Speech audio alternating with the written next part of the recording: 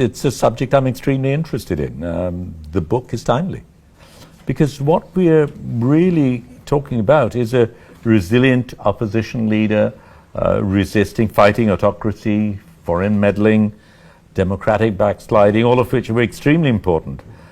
Whether we have a potential leader capable of shepherding a turbulent nation to a stable, egalitarian, and thriving nation is what we should be debating.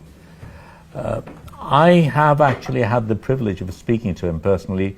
I spoke to him once during Hasina's regime, when Hasina was in power, again once after she left. What struck me was that he'd done his homework. I brought up the accusations that were happening after 5th of August about how BNP was behaving in some of the same ways as Army League had been behaving. And that concerned me as a Bangladeshi citizen. I was pleasantly surprised that he was not defensive. He took it on board.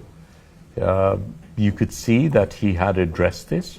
And from, we were very open about it, and he talked about how he'd taken specific action to ensure that they did not happen.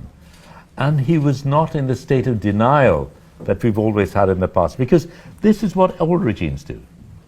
But what all regimes also do is that they're in a state of denial and do not address it. Here was a person who was prepared to take it on board, and I later spoke to the head of police in Bangladesh, and he was telling me about how Tariq had actually reached out to him, giving him a list to say, these are the people you need to book, you need to put them behind bars. I know that they're my party people, but that is not what it's about. I think at the end of the day, this needs to be done. Whether that happened or not is another story, but politics is more complicated than that. But what happened when I met him after Hasina's departure was even more interesting, because I tabled a lot of things that I felt should happen and continue to feel should happen. He'd done his homework. He knew the figures.